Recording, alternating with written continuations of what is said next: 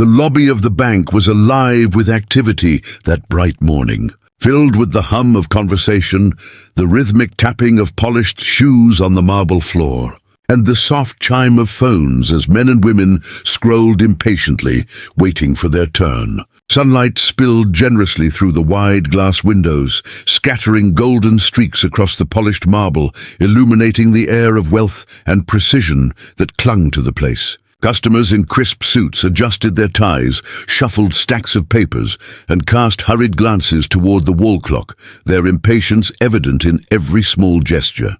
Beneath the glow of this pristine environment, the entire scene gave the impression of efficiency, order, and affluence, a world that seemed perfectly in step with itself, until a figure stepped inside who disrupted that illusion with his very presence. His name was Mr. Harlan, an elderly man with a tall but slightly stooped frame, his weathered face etched with deep lines, carved by years of hard labor under the sun. A grey beard framed his jaw, and his clothes bore the unmistakable mark of time. His checkered shirt was faded to a dull softness, his jeans torn in places and a straw hat frayed at the edges, had shielded him from the relentless brightness outside. In his calloused hands he carried an old leather wallet, worn smooth from decades of use. As he moved slowly into the lobby, the change in atmosphere was almost tangible. Conversations faltered. Curious, even pitying eyes lingered on him, measuring him against the polished image of everyone else in the room. The contrast was stark, and though this was not his first visit to a bank, the weight of those stares pressed heavily on his shoulders each time, as though he were a trespasser in a world not meant for him. The wealthy clients eyed him with a mixture of discomfort, condescension, and judgment, their gazes slicing through him as though his very presence threatened the order of the room. Even the staff, usually trained in courtesy, seemed reluctant to meet his eyes. Their smiles, warm for others, were suddenly forced, thin, or absent when directed at him, as if acknowledging his existence risked tainting the polished perfection of their environment. The clerks leaned toward one another with subtle glances, their whispers carried just low enough to hide their words, but not their intent. The manager's door remained closed, but even from within, one could feel the subtle shift of energy in the room, the collective discomfort caused by a man who did not fit the image of wealth and success that the lobby had been built to. Project. But Harlan had not come to draw attention or disturb anyone. His purpose was simple, almost humble. He merely wanted to check his account balance to be sure everything was as it should be. That was all. He had no grand ambitions in that moment, no desire to prove anything to those who judged him. He had lived a life marked not by displays of wealth or boasts of success, but by a quiet, persistent dedication to work. Decades of sacrifice and effort had brought him more than most of the suited men and women around him would ever guess. Yet his choice to live simply, to let his accomplishments remain unspoken, often left him underestimated. Dismissed as someone with nothing, to the casual observer, he was just another weary soul. Perhaps a farmer or a laborer who had wandered into a place far above his means. To those in line, he was a disruption, a curiosity, a reminder of the life many of them had spent years trying to leave behind. But to himself, he was simply a man with a purpose, one who had carried burdens few could imagine and built quietly what many would envy, if only they knew. His silence in the face of their judgment was not weakness, but dignity. An inner strength far greater than the glittering show of wealth that surrounded him in polished shoes, pressed suits and gleaming marble floors, as he stood quietly in line, his weathered hands resting over the old wallet. The branch manager, Victor Morrow, emerged from his glass-walled office. The door opened with a soft click, but the effect was anything but subtle. Heads turned instinctively, for Victor had a way of drawing attention wherever he went, not because of respect, but because of the calculated air of authority he wore like a tailored garment. Victor embodied the opposite of Harlan in every conceivable way. He was young, sharp-featured, and immaculately dressed in a deep blue suit that gleamed under the filtered light, the sheen of wealth and self-importance clinging to him like a second skin. A crimson tie, knotted perfectly at his throat, provided a flourish of boldness, a deliberate choice meant to signal power and confidence. Every step he took across the marble floor echoed with polished assurance, not born of true strength, but of the illusion of control he had carefully cultivated. He was the kind of man who valued appearances over substance, who measured worth not by deeds or integrity, but by cut of fabric and shine of shoes. To him, people were scales to be weighed, ranked, and dismissed. When his eyes landed on Harlan, standing humbly in line with his worn wallet and faded clothes, something cruel sparked within them. It wasn't surprise or curiosity, it was amusement, sharp and unkind, the kind that feeds on belittling others. He leaned toward a colleague at the counter, lowering his voice just enough to disguise his words, but not his intent. The clerk's lips twisted into a smirk, shoulders shaking with barely concealed laughter, and though the words were not heard, the message was clear enough. The old man had become the butt of a private joke. Then Victor, never content to let mockery remain hidden, straightened with deliberate ease and let his voice rise across the room. It cut through the murmur of conversations, commanding the attention he so often demanded. "If you even have a balance, old man," he sneered, the words laced with venom, "I'll pay you double." The sound was like a blade slicing the air, sharp, cruel, final. The effect was immediate. The steady hum of the lobby faltered into silence. Conversations stopped mid-sentence. Pens froze against papers, and footsteps stilled on the marble. Heads turned almost in unison toward the frail figure in the straw hat, as though compelled by the gravity of cruelty unfolding before them. A hush spread through the room, heavy with discomfort and unspoken judgment. The spectacle was no longer private. It belonged to the crowd now, and the crowd leaned in with a mixture of curiosity, pity, and unease. Mr. Harlan lowered his gaze, his shoulders dipping ever so slightly under the weight of the moment. His silence was not one of defeat, but of endurance. For years, he had borne moments like these, moments when his outward simplicity became a target for mockery, when people who knew nothing of his story reduced him to nothing. Each humiliation left a mark, invisible to the eye but heavy to carry. And yet his silence was never weakness. It was quiet dignity, a shield forged from a lifetime of understanding that words spent in defense of one's worth rarely swayed those who refused to see it. Still, silence did not erase the sting. Familiar though it was, the pain of being dismissed, diminished, and devalued burned no less each time. What Victor, and indeed everyone else in the bank, failed to realize was that the man they mocked was not the figure they assumed him to be. The faded shirt and frayed hat were not symbols of failure, but of humility. The weathered hands were not signs of poverty, but of a lifetime of labor and resilience. Behind that exterior was not insignificance, but greatness, a greatness so deep and quiet that it needed no parade, no boast, no display. For Mr. Harlan was not merely another customer standing in line. He was the very reason the bank existed at all. He was its silent architect, its founder, its owner, the man who had built its foundations brick by brick, choice by choice, sacrifice by sacrifice. He had chosen anonymity, allowing others to enjoy recognition and prestige, while he carried the weight of responsibility without demanding applause. And now, here he stood, enduring mockery in the very house his own hands had built, listening to insults from the very man whose salary depended on him.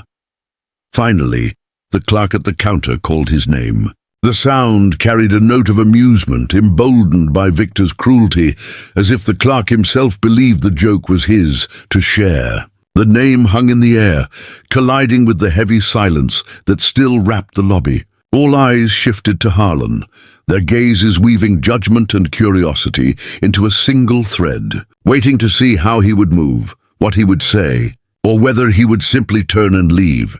The moment lingered, suspended in the stillness. It was a silence that spoke louder than words, A silence filled with arrogance on one side, with dignity on the other, and with the quiet, hidden truth of a man who carried far more than anyone in that room could imagine.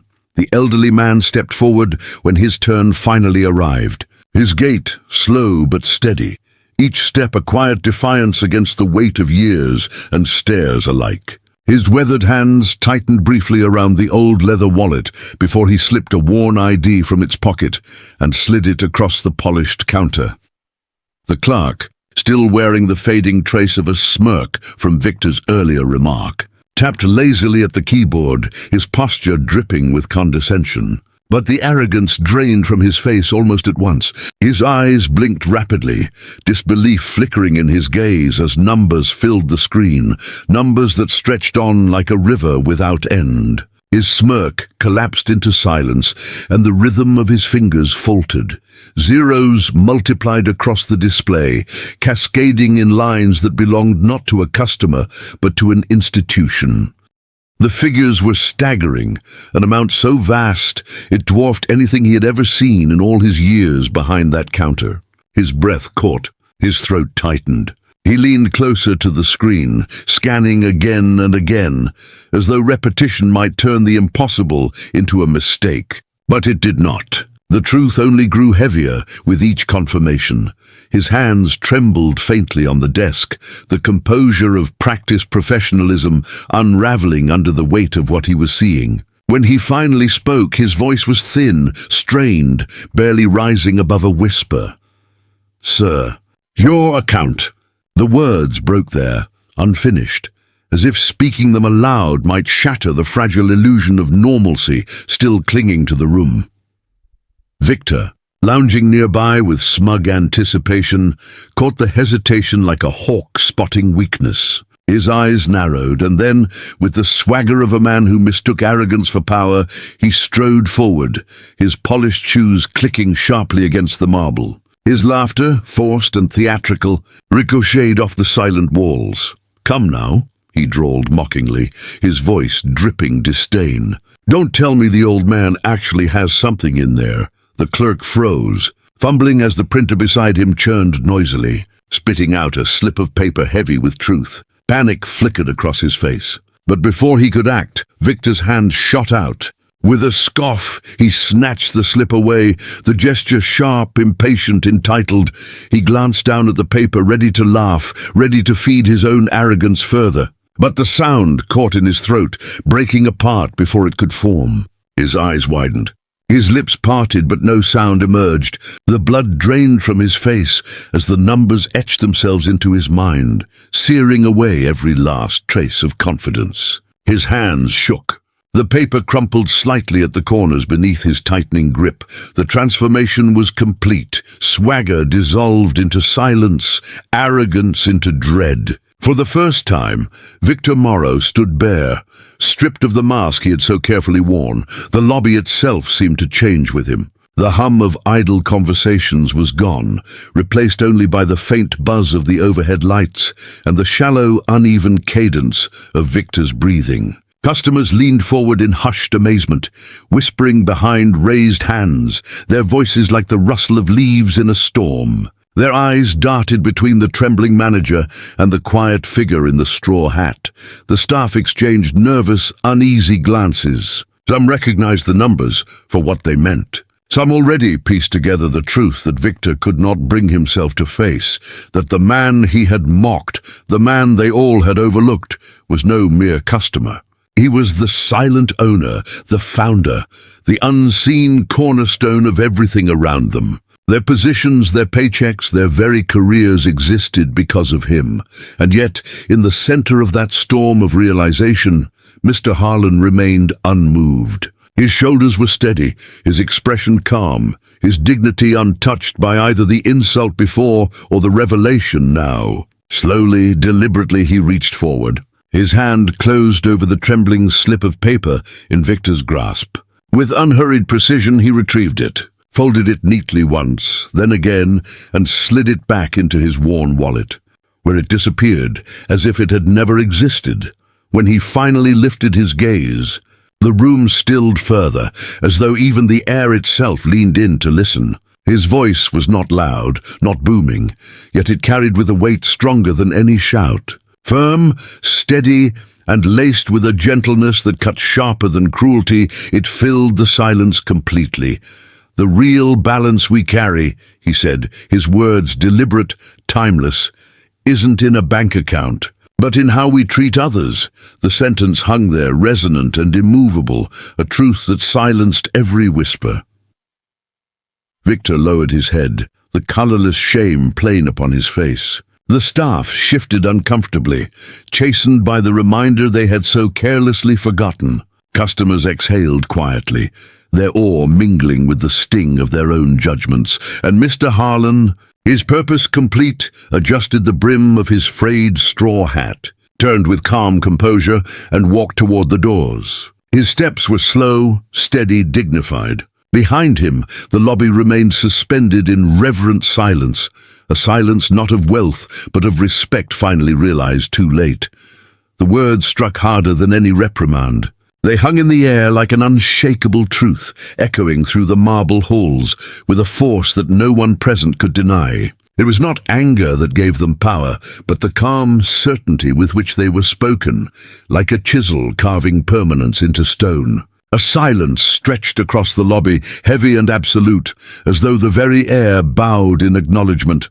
And then, without another glance, Mr. Harlan turned. His shoulders were squared, his gait slow but unwavering, his footsteps deliberate against the marble floor. Yet now those footsteps were no longer ordinary. Each one landed like the roll of distant thunder, reverberating through the stillness of the room, marking not just his exit but the lesson he left behind.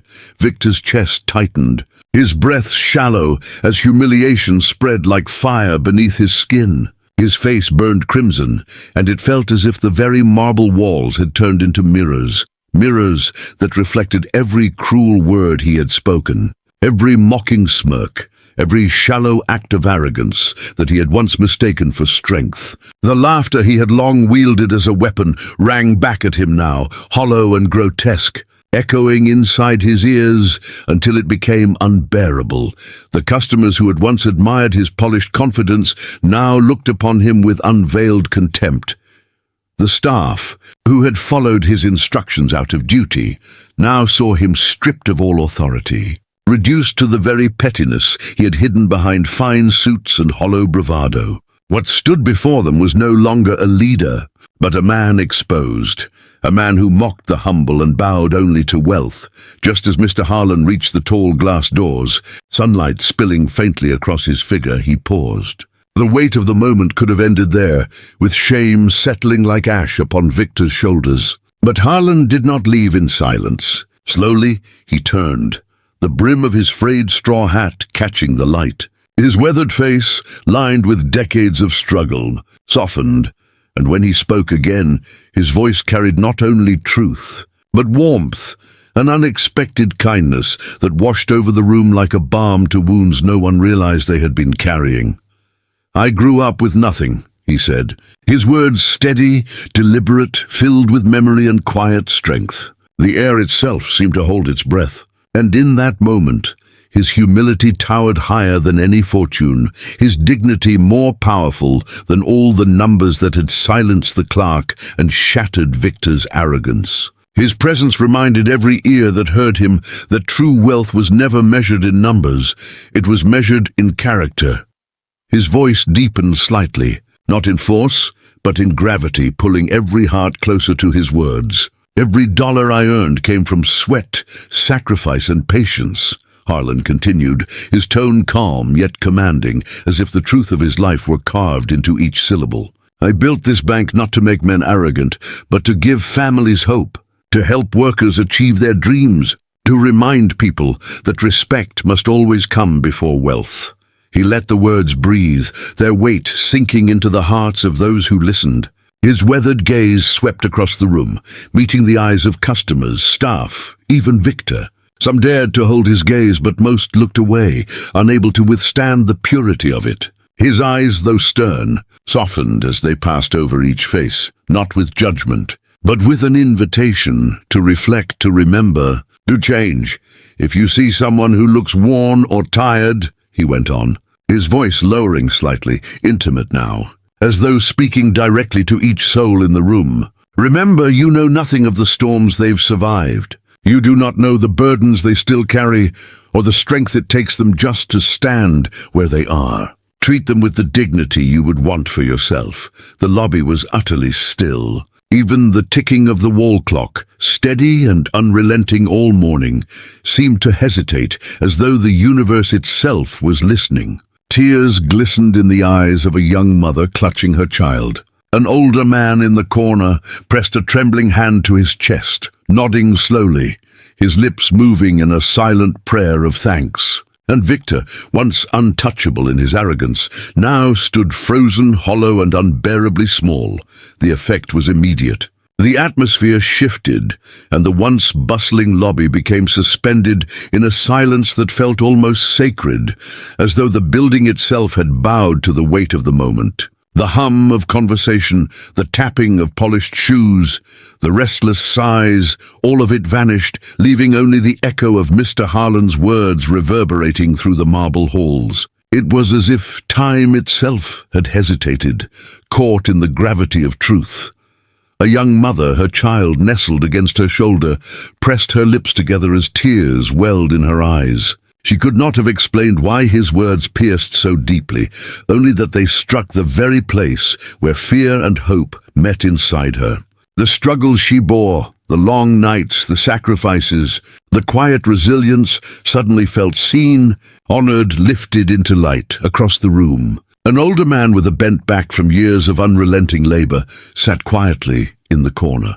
His weathered face, lined by decades of hardship, softened as he nodded slowly. His hand rose to his chest, pressing firmly against the steady beat of his heart, as though acknowledging not just Harlan's history, but his own. In that gesture lived a recognition, a shared truth of survival, dignity, and the strength it took to endure unseen.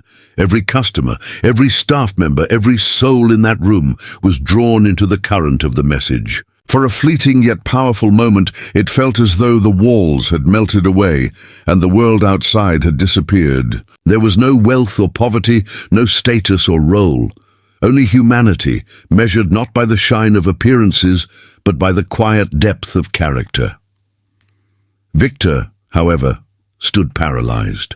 Only minutes earlier, his laughter had filled the lobby like a weapon, sharp and commanding. Now it seemed foreign to him, an echo of cruelty that mocked his own downfall. His face burned crimson, his throat constricted, and he struggled to breathe against the weight pressing down on his chest. Pride wrestled violently with shame, clawing desperately to maintain its hold, but for the first time in years, it lost ground. He felt small, not in stature, but in spirit, hollow, exposed.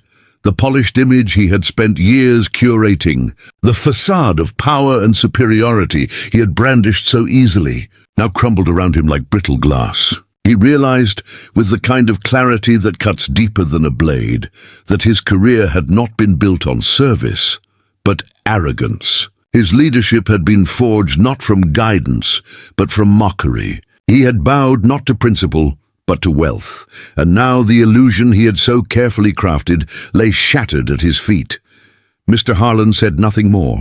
He did not need to. His point had been carved into the silence, etched into the hearts of those who had witnessed the exchange. Truth, spoken once, had done more than anger or punishment ever could. With the dignity that had marked his every action, he retrieved his worn wallet, tucking it securely into the pocket of his faded jeans. The brim of his straw hat tilted slightly as he turned, sunlight streaming through the glass doors and catching on his figure like a final benediction. His slow, measured steps carried him forward, the sound of his heels against marble echoing like distant thunder in the stillness he left behind. Each step was louder than any reprimand, each movement a reminder of strength that required neither wealth's display nor arrogance's shadow. When the doors finally closed behind him, the hush remained. It lingered, heavy and suffocating, pressing down on those who had mocked, judged, or remained silent. Everyone present knew, instinctively, that they had witnessed something unforgettable, a moment that would live long beyond the walls of that lobby. By the afternoon, the whispers began. At first, they were quiet, traded in low voices among staff who still sat stunned at their desks, or among customers who carried the story out into the streets. But whispers are restless things eager to travel. They slipped into nearby offices, spread through coffee shops and lunch tables, carried home to families at dinner. Each retelling grew sharper, clearer, and by evening the story had taken on a life of its own. By the next morning, the incident had risen like wildfire, consuming boardrooms, social circles, and corporate corridors alike. It climbed from floor to floor in the tower where decisions were made, its flames of truth licking at the polished halls of influence. And within days, it reached the ears of those whose positions of power left them unaccustomed to surprise.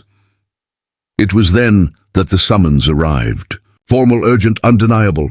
Victor Morrow, pale and uneasy, was called to appear before the board. He walked the long corridor toward the grand conference room, his polished shoes striking the floor with far less certainty than usual. His confidence, once his armor, now wavered with every step, though he tried to steady it, to summon the swagger that had carried him this far. But as the doors opened and he stepped into the gleaming room, the weight of his false bravado shattered. At the head of the long, polished table sat the man he had mocked only days before, Mr. Harlan, not in his straw hat or faded shirt, but in a simple suit that carried no extravagance, only quiet authority. His presence filled the room, not with the force of wealth or grandeur, but with something greater, humility sharpened into power. Victor's breath caught. The mask of confidence faltered, and for the first time, he realized that no performance, no smile, no words could shield him from what was to come. There, dressed not in a straw hat and faded shirt, but in a simple, well-tailored suit, sat Mr. Harlan. Though his attire was different, the essence of his humility remained untouched. He did not wear the trappings of wealth like armor. He carried himself with the same quiet dignity he always had. The sight of him silenced the room, and for Victor it was as though the floor had disappeared beneath his feet. The mask of arrogance he had hidden behind for years cracked beyond repair. Mr. Harlan's eyes met his, and though they did not burn with anger, they pierced with something far heavier, disappointment. His voice, calm yet firm, resonated across the polished walls. "Leadership isn't measured by how loudly you speak," he said, "but by how kindly you treat the smallest voice in the room." Each word struck Victor with the force of a hammer, dismantling the pride he had once clung to. There was no rebuke, no raised tone, only truth, and truth spoken without malice carried a power Victor could not withstand.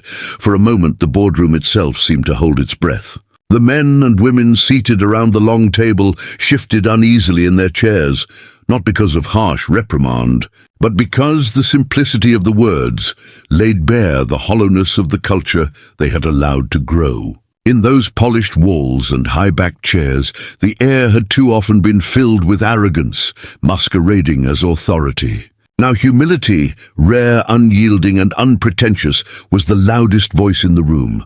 Victor lowered his gaze, unable to meet the eyes of anyone else present. His hands trembled against the smooth mahogany table, and for the first time in his career he felt utterly exposed. The silence that followed was not merciful.